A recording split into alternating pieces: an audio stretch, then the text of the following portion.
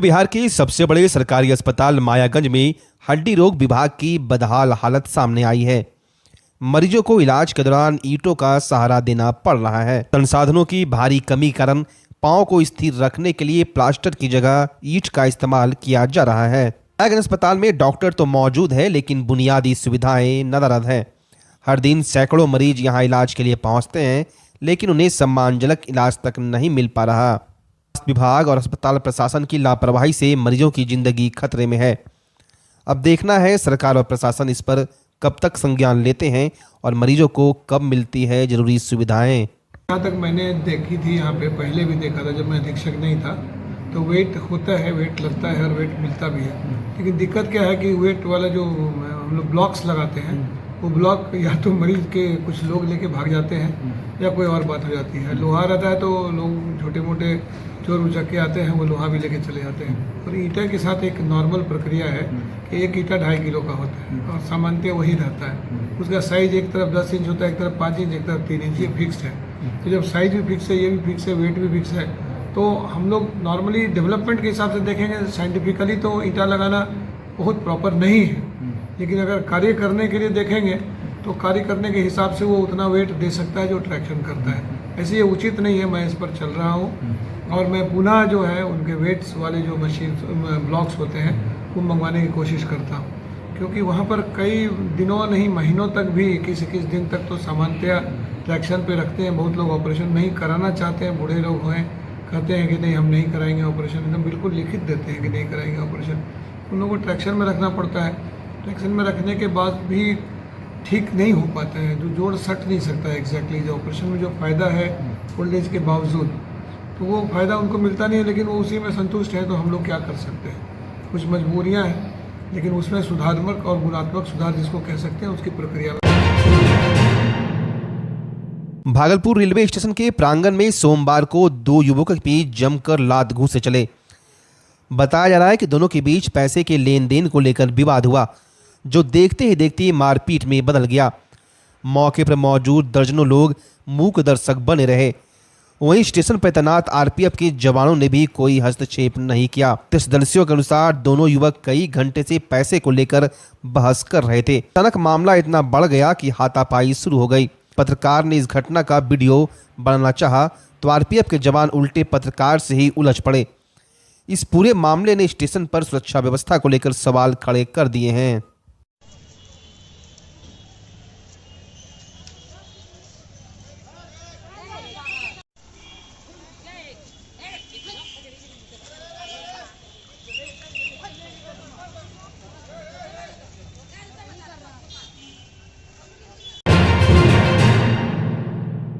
भागलपुर में भाजपा द्वारा बाबा साहब भीमराव अंबेडकर की जयंती पखवाड़ा के अवसर पर स्वच्छता दूत सम्मान समारोह का आयोजन किया गया। समारोह में बिहार सरकार के खेल मंत्री सुरेंद्र मेहता ने 500 से अधिक स्वच्छता दूतों को सम्मानित किया। कार्यक्रम स्थानीय विवाह वन में आयोजित हुआ, जिसमें भाजपा के जिला अध्यक्ष संतोष शाह समेत कई पदाधिकारी मौजूद रहे। मंत्री सुरेंद्र मेहता ने कहा कि प्रधानमंत्री के नेतृत्व में स्वच्छ भारत स्वस्थ भारत का सपना साकार हो रहा है।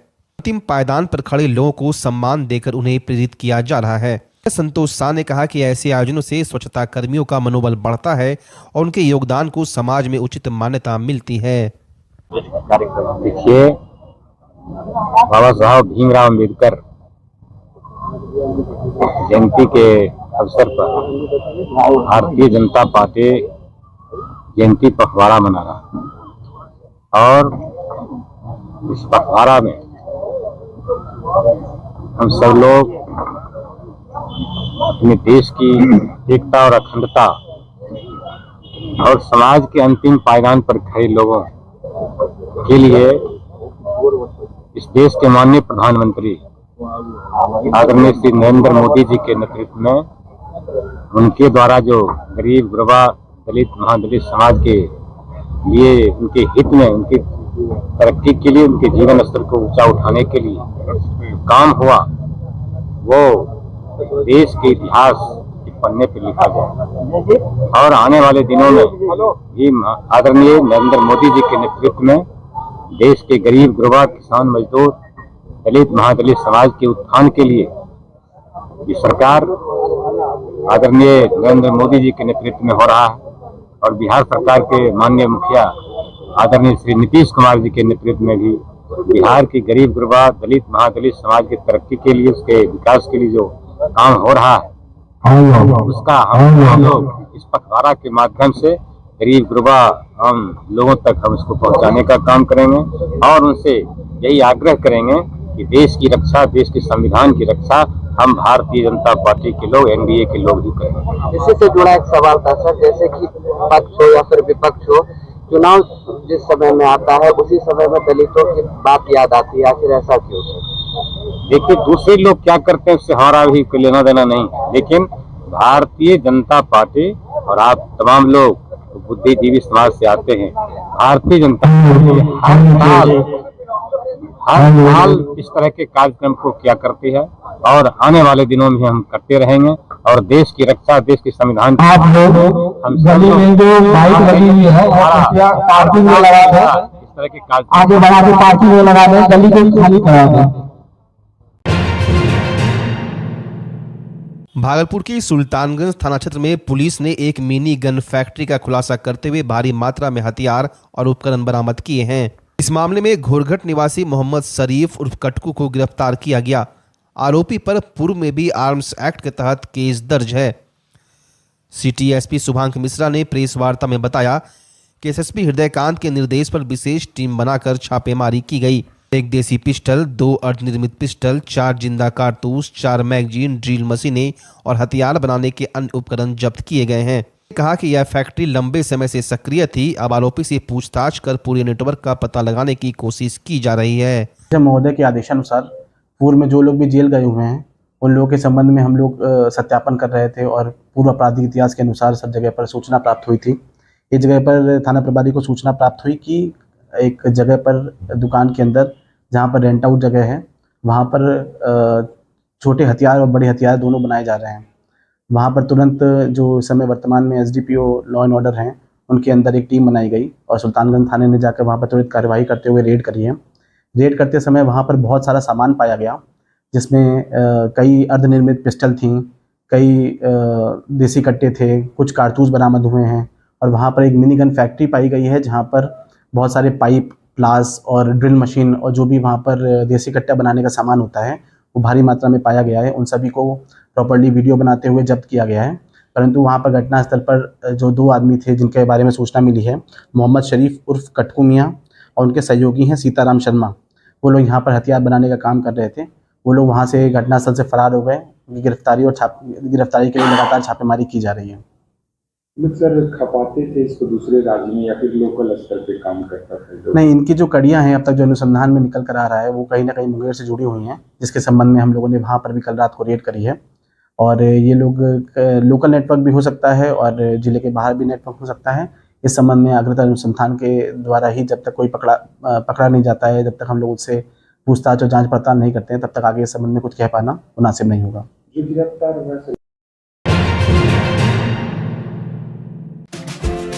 पूरी दुनिया में योग के प्रति बढ़ते रुझानों के बीच देश में योग सिखाने वाले शिक्षकों की भारी कमी को देखते हुए अब पूरे बिहार में पहली बार भागलपुर में शुरू हो चुका है job oriented course BSc in yogic science. Bhagalpur की बरारे स्थित टीचर्स ट्रेनिंग कॉलेज में इस कोर्स से संबंधित डिग्री एवं डिप्लोमा कोर्स में एडमिशन के लिए रजिस्ट्रेशन की प्रक्रिया जारी है। तो अगर आप भी मोस्ट डिमांडिंग जॉब के लिए खुद को तैयार करना चाहते हैं तो अभी रजिस्ट्रेशन करवा लें और अपना सुरक्षित और सफल भविष्य बनाएं। संपर्क करें teachers training college, Barari industrial area, Bhagalpur, Bihar.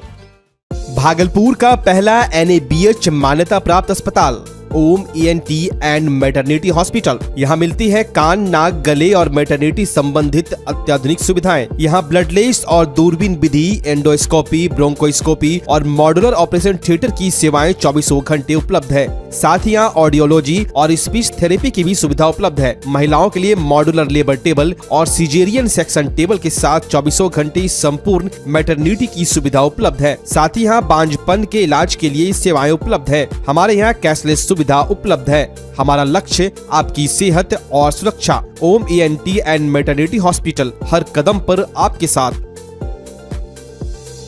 स्वास्थ्य सेवा की दुनिया में भागलपुर का पुराना और जाना पहचाना नाम है सुशीला हॉस्पिटल। सुशीला हॉस्पिटल एक मल्टी स्पेशलिटी और भागलपुर का एक मात्र डायबिटीज का super speciality health care centre है, जो 24 आवर्स इमरजेंसी और आईसीयू विथ वेंटिलेटर के साथ उपलब्ध है। डॉक्टर अंजना प्रकाश के नेतृत्व में यहाँ अत्याधुनिक सुविधाओं वाला गायनी डिपार्टमेंट भी है। सुशीला हॉस्पिटल में खुद का ब्लड बैंक और पैथोलॉजी की सुविधा है। सुशीला हॉस्पिटल कम कीमत पर स्वास्थ्य सेवा प्रदान करने के प्रति प्रतिबद्ध है। हमारा पता है लाजपत पार्क की दक्षिण, मसाकचक, भागलपुर, बिहार।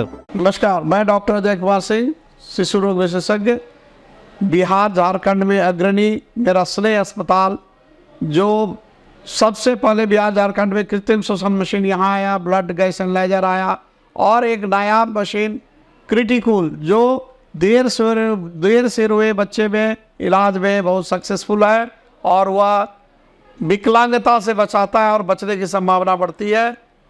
वो मशीन जो देर से रोया बच्चा है उसमें 3 डिग्री कम टेम्परेचर पर रखा जाता है और 3 दिन के लिए रखा जाता है, लेकिन वो 6 घंटे के अंदर उसको उसमें रखना पड़ता है। तो आप इसका लाभ उठाएं। और दूसरी बात, जो आयुष्मान योजना है उसके तहत 5 लाख का चिकित्सा आप अपने नवजात के लिए, बच्चों के लिए आप यहाँ उपलब्ध है, उसको ले सकते हैं। ध्यान रहे कि 5 साल के कम के उम्र में के बच्चों को आयुष्मान कार्ड की अलग से ज़रूरत नहीं है। यदि आपके माता पिता। बुधवार को मालदा डिवीजन के डीआरएम मनीष कुमार गुप्ता ने सुल्तानगंज रेलवे स्टेशन का निरीक्षण किया। अमृत भारत योजना के तहत स्टेशन के सौंदर्यीकरण और विकास कार्यों का जायजा लिया। डीआरएम ने कहा कि श्रावणी मेले से पहले सभी तैयारियां पूरी कर ली जाएगी। प्लेटफॉर्म नंबर 4 के अधूरे निर्माण और फ्री शौचालय की मरम्मत जैसे कार्य भी समय पर पूरे किए जाएंगे। बिहार सरकार को रेलवे जमीन देने के सवाल पर उन्होंने सकारात्मक रुख दिखाया। निरीक्षण के दौरान रेलवे विभाग के कई अधिकारी मौजूद रहे। भागलपुर के नाथनगर प्रखंड अंतर्गत बहादुरपुर गाँव में आपसी विवाद के कारण 1 दर्जन घरों के लोग अपने ही घरों में कैद होकर रह गए हैं। बताया जा रहा है कि सूरज कुमार के चचेरे भाइयों ने मुख्य रास्ते को गेट लगाकर बंद कर दिया है, जिससे सूरज के घर सहित करीब 12 परिवारों का आना जाना पूरी तरह से रुक गया है। स्थानीय निवासी सूरज और अन्य लोगों ने बताया कि यही एकमात्र रास्ता था जिससे वे बाजार, स्कूल और अस्पताल तक पहुंचते थे, लेकिन आपसी रंजिश में चचेरे भाइयों ने दबंगई दिखाते हुए रास्ता बंद कर दिया। वहीं दूसरे पक्ष का कहना है कि उन्होंने वह जमीन खरीदी है और दीवार के पीछे प्लास्टर नहीं करने देने पर नाराज होकर रास्ता बंद कर दिया है। तो पक्षों ने कजरली थाने में आवेदन दिया है, लेकिन प्रशासन की ओर से अब तक कोई ठोस कार्रवाई नहीं की गई है। रास्ता लेकर के मामला है, जो कि वो रास्ता नहीं दे रहा है, हथियार लेके दौड़ता है, वो लोग मारपीट करता है, गोली बम भी चला चुका है। हम लोग डर से भाग गया। एक रास्ता वही है जो कि हम चलने फिरने का रास्ता वही है। इधर रास्ता एकदम कैद है, घर में बहुत मुश्किल से रह रहे हैं, जो कि चलने का कोई दूसरा रास्ता नहीं है हमारा। अच्छा, तो चाहते क्या है? हमको चाहते हैं कि वही रास्ता हमारा खुल जाना चाहिए। गेट लगा दिया वो बहुत रास्ता बंद है और लाली भी नहीं मिलने देता है, गेट भी लगा दिया है और बोलता है इधर आइएगा तो गोली ठोक देगा, धमकी देता है और घेर घेर के मारता है हम लोग का, गरीब आदमी को। नहीं सीओ साथ दे रहा है, नहीं थाना प्रभारी पुलिस वाला कोई साथ नहीं दे रहा है, गरीब का कोई नहीं है। पानी चाहिए। हुआ क्या है? हुआ है कि वो लोग रास्ता गेट लगा दिया लोहे का। हाँ। जबरदस्ती वो लोग कर रहा है। अच्छा। गोतियारी जमीन है, मतलब दोनों घर एक हुआ गोतियारी का। हाँ। हिस्सा होगा तब ना उसको प्लस्तर करेगा। हाँ। अभी वो 10 लोग मिलके घर दीवार दे दिया है बहुत पहले से। हाँ। बहुत पहले दे दिया है, अभी तक तो कुछ नहीं हुआ है। कितना दिन से विवाद चल रहा है? विवाद बहुत दिन से चल रहा है, बापे दादा से चल रहा है सब। तो आप क्या दिक्कत हुआ है? हमको दिक्कत है कि रास्ता चाहिए। हम लोग अभी बुलेंगे कहाँ से? पहले कहाँ से जा रहे थे? पहले उधर से ही जाते थे। अच्छा, तो फिर क्या हो गया अचानक? अभी बंद कर दिया वो लोग, लोहे का गेट लगा दिया है। कब गेट लगाया? गेट लगाने से यही 3-4 महीना हो रहा है। 3-4 महीना तब से विवाद हो रहा है। हाँ, आप तो एक समय बोले होंगे ना हमको इस रास्ता नहीं चाहिए। नहीं, हम रास्ता क्यों बोलेंगे? मेरा बाप दादा का रास्ता हुआ, हम रास्ता क्यों बोलेंगे नहीं चाहिए? मेरा पानी वहाँ तक नहीं आया है, नाली न है, रोड तो बना हुआ था। हाँ। और रोड उसमें भी बीच से वो निकाल दिया है। अगर वो रास्ता बंद हो जाता है तो फिर कैसे रहेंगे आप लोग? कैसे? कहीं ना कोई रास्ते ना, हम लोग दूसरा रास्ता कहाँ है? आप लोग देखिए, चारों साइड घूम के देखिए। क्या हो जाएगा? क्या धोखा रह जाएगा? कई धोखे रह जाएगा। गोली बम चला देते हैं हम लोग, कमजोर हट करके रहते हैं। यहाँ क्या विवाद है रास्ता के लिए? विवाद यहाँ रास्ता के लिए कुछ नहीं है सर। हम लोग रास्ता में जमीन दिए, अगला आदमी देने से इनकार किया। और द्वितीय पक्ष जो वो लोग है, एक बार कोर्ट में केस किए एसडीओ साहब के यहाँ, कजरेली थाना आए थे यहाँ पे जांच करने। जांच में उन लोगों को पता चला कि दोनों पक्ष के आदमी लोग अपना अपना कुछ जमीन दिए। जहाँ तक जमीन हुआ वहाँ तक रोड नाला बना, बाकी नहीं बना। देखिए, जब पदाधिकारी वहाँ गए पूछने के लिए तो हम लोगों को भी गला गली किया और पदाधिकारी को भी। ठीक है सुनिए, हेलीकॉप्टर से चलेंगे। ठीक सुनिए, उनका एक चीज और कहना है, जो आवेदन दिया है वो, उस आवेदन में ये लिखा हुआ है कि अगर ये रास्ता बंद करते हैं तो वो कैद होकर रह जाएंगे घर में। क्या ये सही है? हम कैसे कैद हो जाएंगे? वो हम आपको कैद कैसे करेंगे? वो कैद हो जाएगा। वो कैद कैसे होगा? अभी तक तो चल रहा है सर। चल रहा है ना? ये रास्ता बंद हो जाता है तो वो निकलने का है। बहुत रास्ता चलिए रहा है सर, 2 साल से वो लोग। रास्ता है ना? हाँ, रास्ता है सर। ठहरिए, विवाद जहाँ पे हुआ है तो चल ही रहा है सर, बंद कहाँ है? यानी रास्ता है इधर से।